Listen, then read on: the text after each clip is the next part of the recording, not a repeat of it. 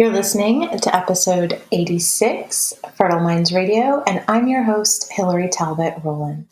An important thing about intention is it's like the reason behind the goal. It's the reason behind what it is that you want. So like the example I just used of, I have this goal to eat healthy and be gluten-free, but I have a desire for a donut. I can look at what is my intention? Is my intention to not have an outbreak of my celiac disease, so that desire for a donut is really like not as powerful as my intention to be healthy, right? So the intention is the why behind what it is that you want. If you are looking for holistic wisdom and a plan to reclaim your fertility to help you create a healthy family for generations to come, you're in the right place. This is Fertile Minds Radio. That excerpt that you just heard was our beloved guest today, Miss Erin Gray. You may recognize her name and her voice from several other episodes that we've done.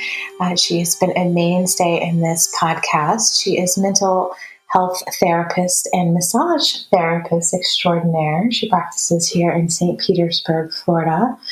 And it's been a hot minute since we've had her on the show, mostly because we have been trying to birth this episode since Fertile Minds began. You may have noticed from the title that it is a bit of a trigger. It was even a trigger for us. We'll talk about that in a second. But today we're going to answer your burning question of what to do when everyone around you is pregnant and you're having a freaking meltdown about it.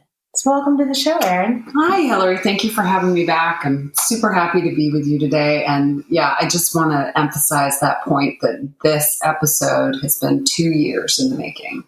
Yeah, so it was, neither one of us were trying to have children. Right. But it was still a trigger for even us. Incredibly so. Because we all have something that we want that sometimes is a struggle to see other people around you getting or having and feeling like you're the only person that doesn't have the thing, whatever the thing is. Right. And I actually get to revisit my personal choice to not have any more children other than my 4 stepsons every day in the treatment room. Right. So every time we would come to sit to record this, one of us would be having a meltdown. So we feel you. Absolutely. And we are going to do our best to give you what we have learned over the years working with our clients. Working with ourselves so much. To have answers that are satisfying. I feel like that's the thing that hung us up the most. It hung me up the most as the quote expert, that I didn't feel like we had come to some satisfying conclusions. And I feel like the quality of what we have to offer today has been worth the 2-year gestation to, bring to fruition this episode. And it's probably one of the things that we deal with the most, right? It's a big one. Absolutely. Yeah. And not just with pregnancy, but other, life issues. Like, how is it that I get the thing that I want that I feel like I'm struggling so hard to get? And, watching, through the lens of social media, through the lenses, of our families, our friends, whatever it is, watching other people seem to maybe easily get what it is that we feel like we want. But that's not necessarily what's going on behind the scenes. No. And it is, it's not enough to just say, well, that's an indulgent emotion that you're telling yourself this story. Everyone's pregnant but me, right? We actually have to give you steps as to how to get out of that tailspin. That's right. Yeah, I wish I had $100 for every time I heard in the treatment room, that crack whore in the alley is pregnant, and I'm not. Yeah, well, and it can look pretty unfair from a life and cosmic perspective, but we're going to get into some of that too, and how to kind of shift the focus away from what's going on in the outside world. And remember, you don't know what's happening behind the scenes. Right. And, my waiting room is a landmine for that, right? Sure. Like I took a patient back the other day and, she's sitting there as somebody walks in with their baby and somebody exits about to pop. Oh, Lord. And I literally, as I get her back in the room, I'm like, so must be getting close for you to have to have been barraged by babies. Yeah. Right? And she just kind of looked at me like, really? Yeah. Yeah. She didn't buy it. But that's so true. Yes. I actually believe that. I do it's such too. a good thing when all you can see is right. pregnancy. It's the thing that you want. Right? I feel like that's a sign that your vibration is actually starting to get to that place because you're tractor beaming it in. Right. It's just not in your uterus yet. Right. And that's a hard perception to hold, is the idea that when you start to become surrounded by babies and pregnant women and, you know, people who are having the thing that you want, to be able to shift your perception that you are becoming more and more in alignment with that truth, that's a tough one. That can be really hard for people to shift their perception, to recognize that you're actually moving in the direction of getting what you want. I think some of that comes down to belief, though, right? Absolutely. I agree with you. Because it's really hard to be happy for somebody else when you don't fully believe that it's going to happen to you. That's right. Right? There's this huge disconnect. Yeah. And you can't like Pollyanna your way into, I'm so happy for you. This is happening for me. Yeah. Because there's this like turbulence that's playing in your subconscious, like in your body and in your mind of like, yeah, but. Yeah. It can be hard. It can be hard to, and you don't want to fake that. Like you can't pull that emotion out of thin air, but to start to recognize that there is something happening where it is in your sphere, that can change your perception a little bit. That can start to open you up and open up your heart and open up your sense of hope. And I think that was one of the things that I had said to you about today's episode that I really wanted to bring to the forefront is like balancing a really challenging message of truth, which is the thing that has kind of held us back for a couple of years from being able to lay this down. So balancing a message of truth with a message of hope and not being Pollyanna about that hope, but how do we balance hope that's believable? Right. Hope that's not just like, well, I hope I get pregnant, but more of a sense of I have an ability to believe that this is possible for me. Right. Okay. So before we get into our 4-step, we've built this not 4-step. It's like quadrant. A quadrant. Yeah. Well, I'll make a chart, like a handout for you charty to-do list people out there after my own heart that like to see things first. You can work your way through it instead of just listening. And those will be on the show notes. But before we jump into that chart, I think that it's really important to decipher the difference between desire and intention and goals. And they are very different, even though they have like the same flavor about them. And if you've never looked at that, that's kind of the key to understanding our 4-part chart quadrants. Right, quadrants. What are we calling this? Yeah, quadrants works because it's not linear. So quadrants, but yeah, it is. It's really important that we make some distinctions among what's a desire, what's an intention, and what's a goal, and how are they different? Because as you said, they really do have that same kind of flavor. So the thing about a goal is that it's a masculine driven, it's got a masculine driver behind it. So if you don't know what we're referring to in terms of masculine and feminine, you can go back and listen to our episode on that. Yeah, it's not like male and female. We all have the energies of yin and yang, masculine and feminine. It's yin is receiving or feminine is receiving and masculine is giving, right? Or getting. Right. So goal has a very masculine driver behind it. And it tends to be very specific. We tend to have a sense of it needs to look a certain way. So an example of a goal, let's say that you have a goal to move into a different position in your job. And there's certain hallmarks that you need to reach in order to become, to get that promotion.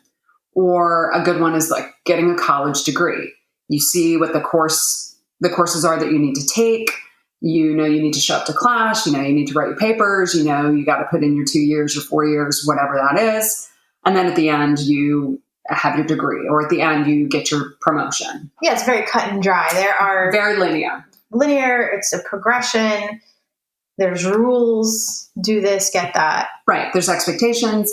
And everyone is treated the same. Everybody's treated, technically everybody's treated the same, right? There's an outline for how you need to do things, right? Like there's steps involved. Yeah, and mistakenly, I think this gets applied to fertility, right? Like, absolutely. Have sex on this day, baby will come. Baby doesn't come in 3 months, go to IVF doctor. Right. Right. Like, and then go through the next set of steps. We want to apply this, and that's somewhat misguided. Absolutely misguided. Because the thing that a goal has in mind is a particular outcome. Right. Which is where our quadrant comes into play. Right. But desires and intentions, you might say, well, how do I have a goal without desires and intentions? And that's why they're kind of the same flavor, right? Right. So let's move from the head into the body. So you can think of a goal as like something that sits in your head, whereas a desire has a more embodied sense. It's a felt sense. So I can have a goal to eat healthy and be gluten-free, but I can have a deep desire for a donut. Right? Like there's just this felt sense. So do you get the juiciness in that? Like a desire is very embodied.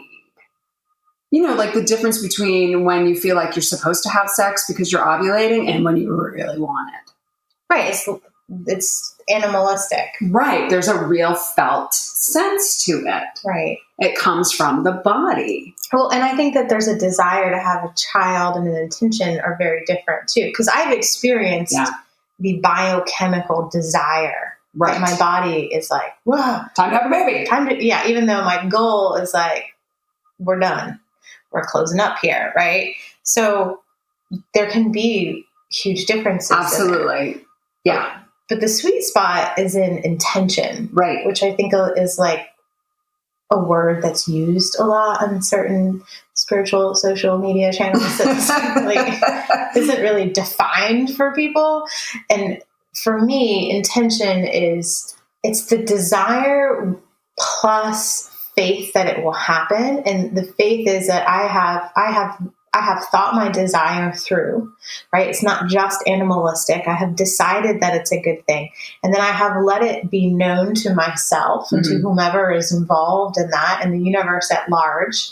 And then I let go of the attachment to the outcome of how it shows up or when it gets here. And that's the moment to moment practice, right? Right. Especially when you're goal driven. Absolutely. Especially when you're goal driven. And I really think an important thing about intention is it's like the reason behind the goal. It's the reason behind what it is that you want. So like the example I just used of, I have this goal to eat healthy and be gluten-free, but I have a desire for a donut.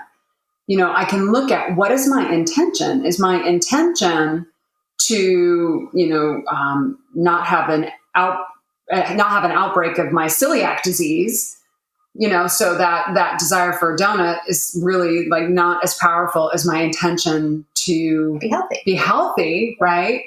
So the intention is the why behind what it is that you want. Right. Which very few people actually examine. Like that is a question that I don't ask often because it's so deeply personal. And I don't ask it so often because when I've asked it, sometimes it's like you see like the gears literally blow up in somebody's head who hasn't thought about it. When I say, why do you want to be a parent that you are so badly that you are willing to go through XYZ? Yeah. And it can be a question that I think really triggers defensiveness in people. Oh, yeah. Because a desire has entitlement. It can. Desire can have a sense of entitlement. I want it because I want it, and I should have it because I deserve it. Because I deserve the donut. Yeah. I deserve a donut. I don't deserve to have celiac. Right?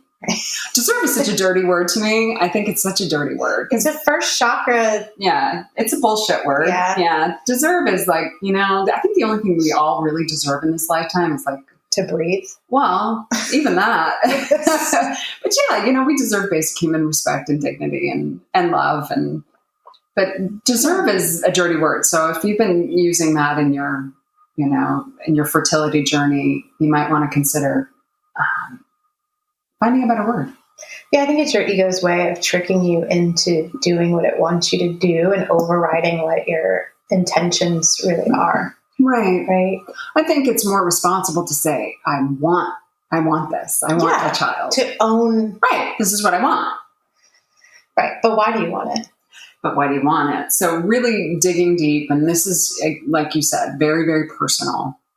So, moving into, I want to have a child because I want to have a family. I like having a large family. I want to have a child because I want to shape a life and grow and nurture and guide the development of a life. Or I want the family that I didn't have.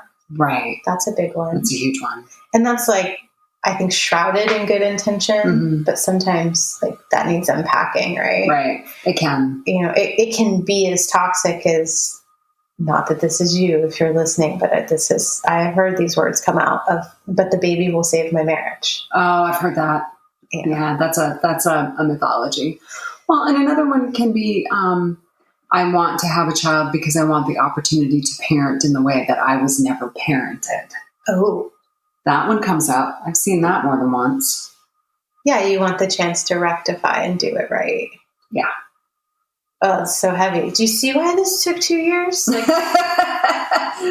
we have hard things to say today. So just some encouragement for you to really consider shifting this process from a goal-oriented one to look at what your intentions are, to feel your desire, and see how that all aligns. And so these are really important concepts as we move into our quadrants here.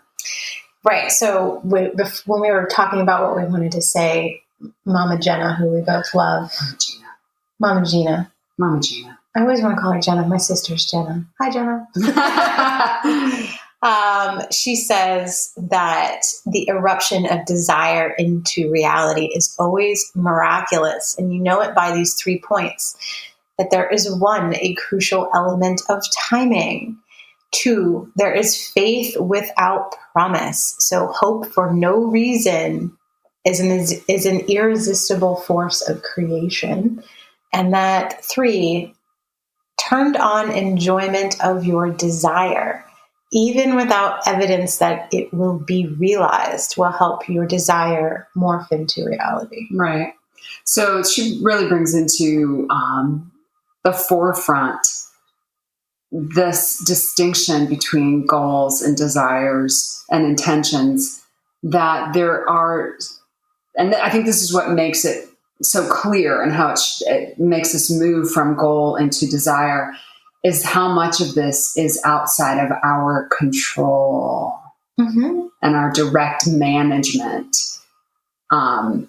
The idea that it's not just checking a bunch of boxes, but that we have to understand that there's timing involved, and that to hold a space of faith without necessarily knowing that something is going to come into fruition, and then to really enjoy the process. And this is something Hillary and I talked about before starting to record, is that how many times have we seen a woman really enjoying her process of trying to get pregnant? Right, and that happens. I mean, I think we have a unique view. Well, we have a skewed bias because people come to us when they're having trouble, right? Right. Like, nobody's like, yeah, I think I'd like sharp objects shoved in me to get pregnant. So acupuncture is pretty low on most people's list, right? And so is diving deep into the depths of your psyche. Right. But I have seen it a few times, and then you went a step further and you said, well, what about an IVF? Nobody ever enjoys that process. And I said, I just saw it the other day. Right. And it was so funny because the piece that is different about this woman and her ability to enjoy the IVF had to do with, number 1, not necessarily the crucial element of timing, but her perception of time. So, all the eggs fertilized, and she was super excited. And I got this crazy text message of oh my God, the spermies and the eggies did the dance. We did it. She was just beyond excited. And I said that part of that is because she had to open herself up to the possibility of even doing IVF. Like, she didn't want to put that in her body. It wasn't in her plans or plan, right? It wasn't in her ideals. And then, as we uncovered more and more pieces, it became like, oh, well, this may be the only way to get there, right? So she was curious and allowed herself to go through this process of opening up to something new. But then her thing on the timing, we were discussing something in the protocol and why we didn't have time to do something before the transfer. And she said, oh my gosh, this is just going so fast. It's overwhelming, but I'm so excited by it. And I was like, that's what it is. It's because oftentimes clients will come in and they'll be like, this is taking too long. I have a cyst. Can't you jumpstart my period tomorrow? Like, I need this to go on my timeline, which is goal-oriented, right? It's very masculine. Absolutely. Whereas this other client was just open to the idea of that it's going to go on its own timeline, and so pleasantly surprised because her perception was that it was going fast. Right. And so she was actually enjoying it. Right. She was like along for the ride. That's so cool. Yeah, it's very exciting to see when and I didn't place that there. Like, she got there on her own. Right. And I think that's just, I always talk about time and your perception of time being a stress. But this woman is like not showing physiological signs of stress in her body, which I think is amazing. It's amazing. Going through. Right. This process. Right. So spend some time thinking about your why. Yes. If you haven't, write it down, get it out of the monkey mind, bring it through the subconscious, which is your body, and out on that piece of pen and paper. So picture a piece of paper and put a line down the middle, put a line across the middle, and you got 4 boxes. We're going to talk about engagement and attachment. Okay. So engagement has to do with action, which I know you ladies are all about your action steps. So engagement has to do with our actions, right? Mm-hmm. Attachment has to do with our state of mind and our emotions, how we're feeling. Right. Well, our state of mind creates our emotions. There you go. Yes. Okay. So this is what we're about to talk about. And so we're going to talk about high levels and low levels of each and how they interact and what this has to do with your process when you're dealing with everybody's pregnant but you. Yeah, because this is the model to keep looking back to figure out where you are in your own process. Yes. Not the external process of everybody else being pregnant, but where you're at. And let me also just say, because Hillary had a good question about this one, that this is not linear. You can move from quadrant to quadrant in and out of all these 4 different states of being. And there is one that is the sweet spot, and we'll be sure to highlight that. Right. And just because you get there doesn't mean that you are then there. It's like losing weight. Like, you get to your goal weight, and then you still have to maintain. Right. And you might have a donut, and then you're, oops, I'm over the line. I got to come back. Right. Okay. So the first quadrant is low engagement and low attachment. What does that mean? Right. So low engagement, low attachment means it's like an attitude of, if it happens, it happens. I'm not necessarily trying, but I'm also not taking my birth control anymore, for example. So if it happens, it happens. It can also be a state of apathy where you are just afraid to hope. So you're not really doing anything to try to get pregnant, and the attachment is in a state of apathy. Like, you're attached to not getting riled up. Right, exactly. Where you don't have maybe the emotional, your well might be dry and you don't have anything to give it. So you get into a state of apathy. Yeah. Do you think that comes from fear? I do. I think a lot of it has to do with fear. I think it can have to do with disappointment. Right. Like, if you haven't handled disappointments well in the past, how are you going to possibly handle this one if it's not to par, so why bother? Right. It could be unresolved grief. Maybe you've had a few cycles, or maybe you've had a miscarriage. Mm. It could be some grief that's left to process. Or you've watched somebody crazy pants their way around fertility around you, right? Right. And you're like, I'm not going to be that woman who's crazy pants. Or maybe your partner said, you can't turn into that woman. Right. Right. There's a lot of good reasons why you would just be like, meh. I feel like a lot of partners end up in this And quadrant. meh. Well, because if somebody's in crazy pants, somebody has to be in meh to keep the balance. Okay. Does that make sense? Yeah, Yes, makes sense. And then also in this quadrant, maybe you're not doing a whole lot to enhance your health. Right, because you don't want to look like you're trying too hard. Or maybe you just don't know, like that there's some things that you could be doing to enhance your fertility and your health overall. Right, so you're probably not listening to this podcast. But maybe your sister or your girlfriend. Yeah, so just not doing a whole heck of a lot, maybe with diet or lifestyle or... so yeah, here's the crack whore that gets pregnant that you were talking about in the alley. Yeah. Yes, we know she's not doing a whole lot to enhance her health. Right. But you want to mistakenly put her in low engagement and low attachment, but she was really highly engaged with having sex. But not necessarily with her health and well-being. And no attachment. Right. Okay. So that's an outlier. Can we just say that there's a lot of outliers in biology? Outliers. Absolutely. We're going to leave that alone. Yes. Okay. So the next quadrant is low engagement with high attachment. And so I see a lot of people that like to hang out in this way. Okay. Yeah. This is a good one. So the low engagement and high attachment. So really, really attached to the idea of being a mother and not having a sense of what your identity would be if you didn't become a mother. And then this is like a passive engagement. So maybe reading a lot of books or listening to podcasts, but not applying what you've learned. Yeah. Not going and like downloading the downloadables and doing the work and running the models on yourself. Right. Maybe you've gathered all of the referrals for the mental health counselor, the specialist, the acupuncturist, the gym, the diet. You've got a whole Pinterest board, but you haven't actually done anything. No follow through, or very little follow through. And this is the one where I'm supposed to have a baby. Baby will save my marriage. So the energy is on the outcome, the thing, and not exactly how you're going to get there. Right. And I don't confuse that with like getting so caught up in the like how and having to know the steps. Right. But this quadrant, when you're stuck here, you don't know what your why is.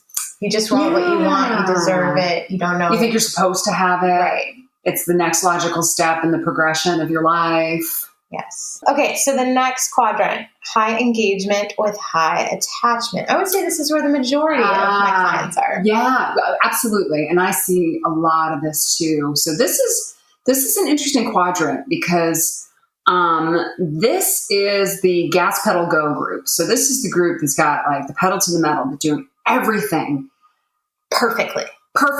The diet's perfect. They're exercising. They're having sex. They're making all their appointments. They're really digging into their psyche. They've got some momentum going. They're moving. They're doing it all. The lifestyle. They've got their, nursery picked out. Everything's ready to go. Except the level of attachment is so high that you move into the danger is that you move into a sense of entitlement, that you deserve to have a baby because you have the happy marriage, you have the healthy diet, you have the lifestyle, you have the financial means, you planned for it, and so you deserve a baby. Yeah, but you're gripping so hard, there's no space for anything to come in. Right. And this is also the place where you have the story about other people having it easier than you. And you can start to really move into victim perception. This is where your work, the good work you're doing on yourself can go pathological. Right. And I do feel like that's like every time everyone's pregnant but you, right? When that becomes your observation, right? I think that's like your sign that you're like teetering in victimhood because there's always the assumption that it was easy for them. Right. Right. Because they're in it. And I so wish that I could like share the stories of my client as they pregnantly walk past the other person that's not with baby. Right. You know, HIPAA prevents me from doing that. Right. But like, if you only knew what they've been through, right, what they've experienced, he would be like, oh, I'll take my path. Right. It's totally fine. Right. Right. And this is the group where you mentioned too that the high driving women that are used to working for a goal often fall into this quadrant because they're used to linear goals. Yeah, I like to live here. It's my check the boxes. It's my safe space. If I check the boxes, then, you know, that outcome is going to happen. But it also leads to burnout. It absolutely leads to burnout, and it can lead to a sense of despair, like real despair, because it can seem unfair. Right. It can seem like a punishment. Oh. Yeah, this is an ugly one. Yeah, this is why I'm saying you're kind of like teetering on victimhood, right? Like, right. You can go Old Testament on this. Like, God strike thy down and the uterus is dry. Right. This one can go into past behaviors. This is a good time if you're finding yourself here where you're reviewing like, oh, that abortion I had when I was 18, or I don't know, like life choices that I've made. You know, why didn't I have a kid in my first marriage when I was, you know, young and so fertile? This is a good chance to go back and review our episode on unfinished business if you're finding any of that stuff come up. Yeah, I gave the best years of my life to my ex who didn't want a child. And Facebook just showed me he has two. So how do you get out of this place into the next quadrant, which is the sweet spot? Right. All right. So let's talk about the sweet spot. The sweet spot is high engagement with low attachment. So let me just say to you all, it's simple, but it's not easy. And when you get there, you're really going to feel it. You're going to feel why this is the sweet spot. So this is the idea that you're doing everything you know how to do to support your health, to support your fertility. You have a focus on your health and fertility as a byproduct of that. Mm-hmm. Okay. So you know that you're there because in general, you feel more balanced. You feel more sane. And it's this idea that you're holding the tension of the opposites, that you want it to happen, but you also understand that it may not happen. So this is where at the beginning I was like, we really need to balance a message of truth with a message of hope. So needing to understand that you are doing everything you know how to do, and the outcome may not be in the form that you expected. So testify. Yes, right. Could you speak to that a little bit for us, Hillary? Oh my God. If you told me I would have 4 stepsons, I would have been like, stop screwing with me. You're out of your mind. Not going to happen. Right. And I'm here to tell you, when you put the intention on yourself. Right. And instead of something external. Yeah. What you want, which I wanted to have a committed, healthy adult relationship with the potential of family for later. Right.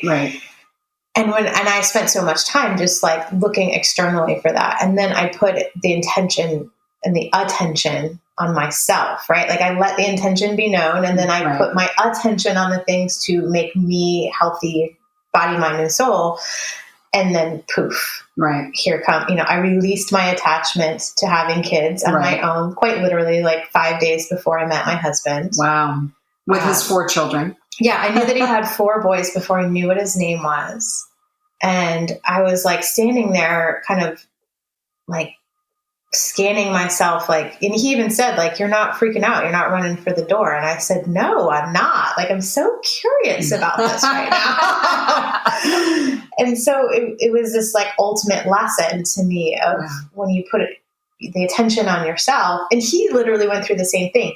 He exclaimed to an entire room full of people 15 minutes before he met me, how happy he was being single. Wow. That's crazy. So these are great examples of low attachment. Right. They were low attachment, but high engagement. We were both like super fit physically and mentally, emotionally. Like we had done our work. On the top of your game in your business. Right. Everything was going so well. Right. And then it got sweeter, right? So this was like the byproduct that came along from doing the work. And being happy with what you had.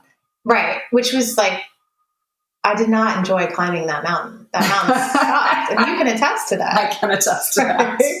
Yes. That was a shitty mountain climb. Oh, it was so fraught with unexpected terribleness. Yeah, and a lot of side roads. Which is so familiar to my clients or our clients, right? Right. Like there's so many spaces that we get into where we're like, I never thought this would happen. Right. And so that's the high engagement, low attachment, is this idea that, you are engaged in your life.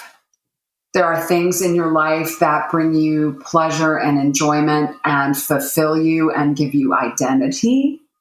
And this idea of having a family or having a child is something that you want, but it's not where all of your joy rests. It's not where all of your hope rests. It's not an end all be all. And I gave an example to Hillary of this one because I think it's important to talk about outcomes not quite being maybe what we had expected. That I worked with a woman who had been through many, many cycles of IVF, of failed IVF. And she got to be in her early 40s, she and her husband, and they decided to stop trying, and they decided that adoption wasn't for them. And she had to really move through a deep grieving process, but decided that they were going to be childless. And how they were going to manage that was to enjoy their friends' children, to enjoy their nieces and nephews, to enjoy their relationship and deepen their relationship and partnership. When she realized how much it was going to save them financially and how much financial freedom they were going to have, she decided that they would travel more, and just made a decision to shift the focus of her life on, what would bring them the most pleasure and happiness and fulfillment after having made that decision that it was time to stop trying. Right. So she had been in high engagement for a very long time. Very long time. Very long time. So how is she mentally, emotionally? Great. She's really at the top of her game with her career, has a great relationship with her husband. They enjoy where they live. They travel. They spend time with family. And she does visit this from time to time. Like she does visit from time to time that she doesn't have children, and that was something that she wanted for her life, but she's moved into a place of acceptance with that. So I share that story, and it's a balancing act of hope. Okay.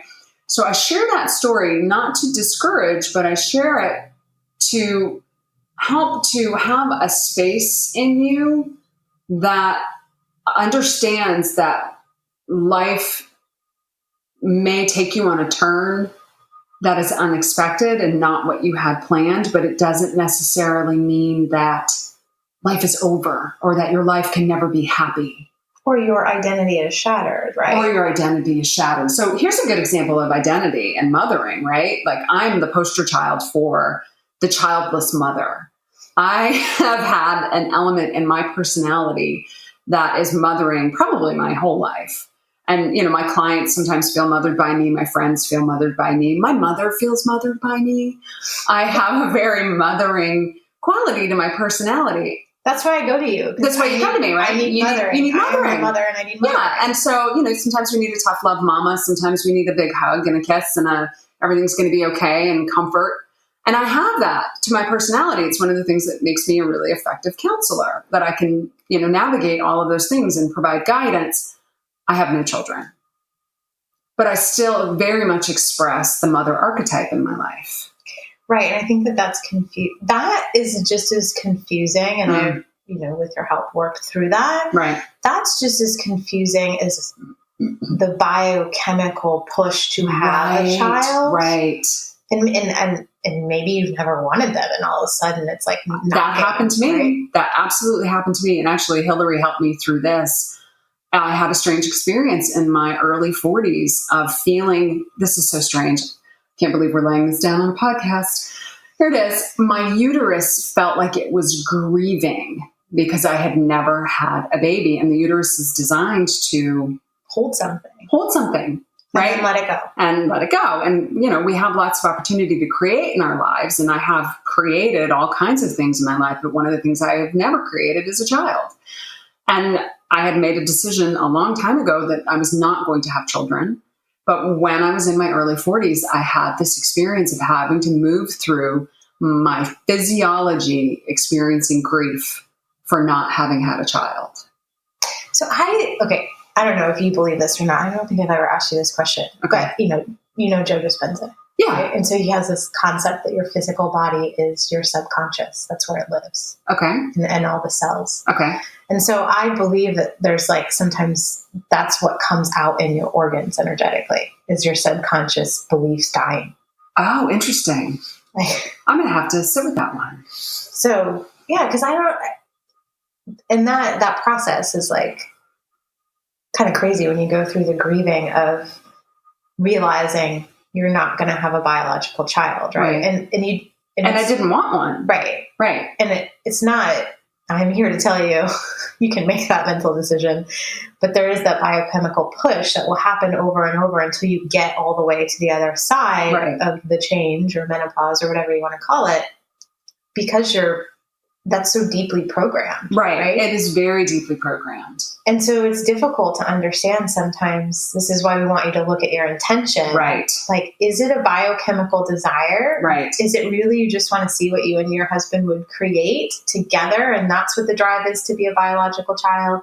Is it that you just want to be a mother? Because there are a lot of ways to mother. That's right. Do you want to build a family? Because there are so many ways to build a family that don't include your genetics. Right.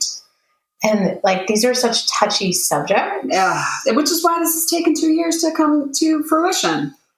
So we're planting some seeds. If you have not examined these things, you need to examine them. And just because you haven't, and you think that oh, I got what I wanted, when you go through menopause, there's another punch in the uterus coming. Whether you got a child or not. There you go. And so, taking some of these examples and putting them into this quadrant of high engagement with low attachment, I actually had this conversation with a client the other day of, that because of the options she has allowed to open up in her life, she and her husband have allowed for, it's really clear that they're going to have a child. So they're doing some rounds of IVF. And their next step in their plan is to look at adoption. So the attachment can sometimes be on how that child comes into the world and comes into your family. But when you can release your attachment about how that happens, you open up more options. You open up more space for things to come into being, maybe in ways that you didn't expect or plan. Which is really awesome when you can let that happen. Yeah. It's the stereotypical story of the family that adopts and then they get pregnant pretty soon after adopting a baby. Right? Yeah, I never knew that I could accept so much love. I didn't know that I even had that ability, which sounds really weird. I don't think you understand that until you go through it. Yeah. But it is difficult to accept. I went from living alone to having 5 men in my life and being the queen. Yeah. And I hadn't really had that experience. Right. It's getting there. Right. So we have given you the 4 quadrants. We've outlined where the sweet spot is, and then it's not linear. So how do you get there and how do you stay there? Yeah, it's a great question. So understanding this is not a linear process. So you may find that you are in that sweet spot of high engagement, low attachment, but that's, something happens and it triggers you and you move into one of the other quadrants. It's okay. Don't be goal oriented with this either. So, it's like losing weight. When you get to your goal weight, you have to maintain what you've built.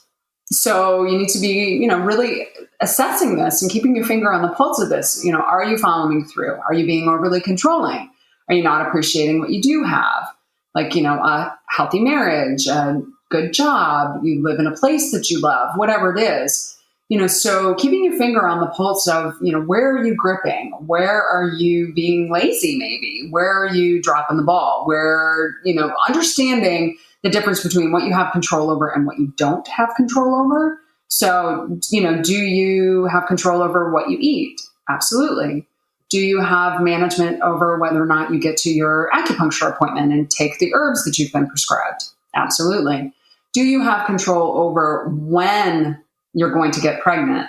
The timing elements? Absolutely not. Can you optimize your window by tracking your ovulation? Sure. So really keeping your finger on the pulse of what do you have control over and what don't you have control over? Because there is a sense of needing to take your hands off the wheel around things like timing, around things like exactly when it's going to happen. I've worked with women who've gotten really angry when they've gotten pregnant before they actually planned on it, believe it or not. They had a plan for when they were going to have that first child, that second child.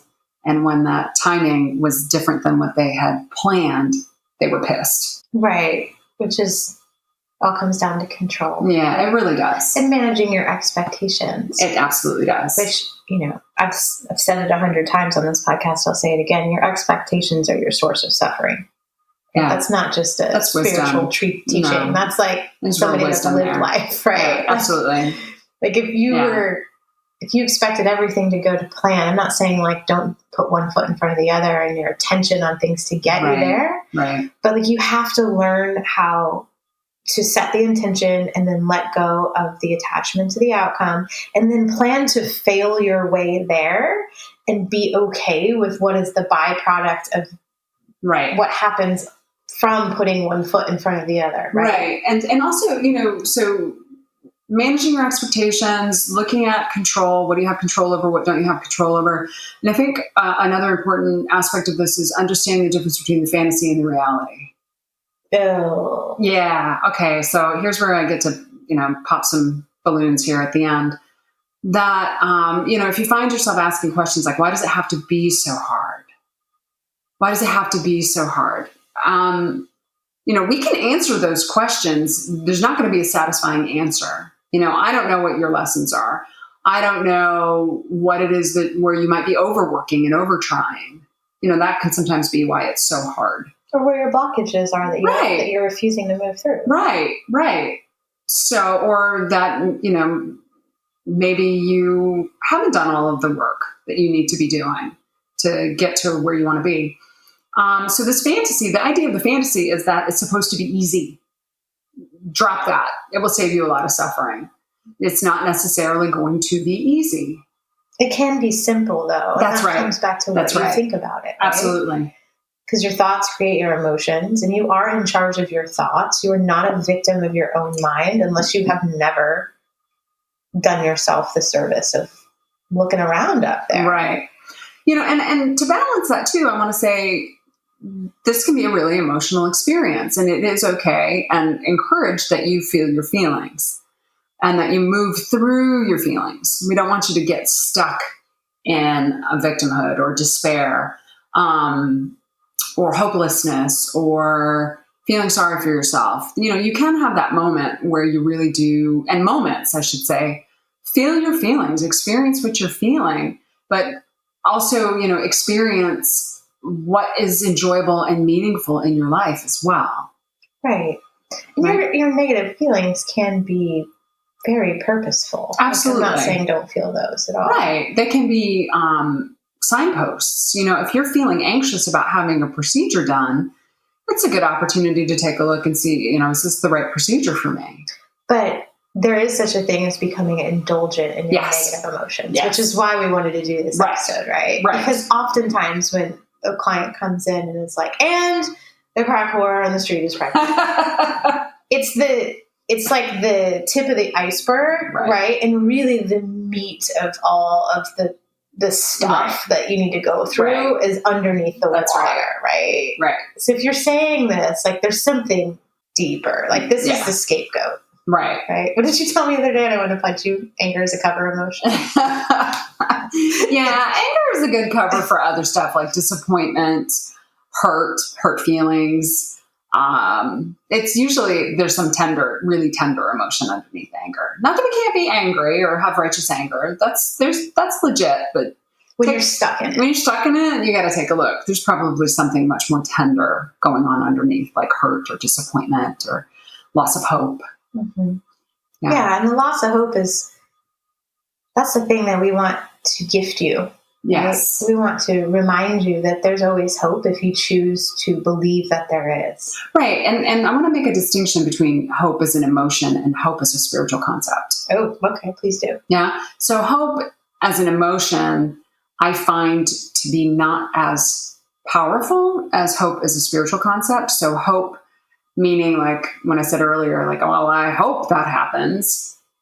It leaves a lot up to the fates and can put us in that low engagement, low attachment place. Okay. I hope it happens, as opposed to hope as a concept of faith without any evidence that it's necessarily going to come to fruition. So hope as high engagement, low attachment. So believing that you can make your intention be known, and right. that if it's in your destiny of this life, yeah, and you do what you need to do, that will somehow be delivered to you. Right. Okay. In some form or another. Right. In some form or another. Okay.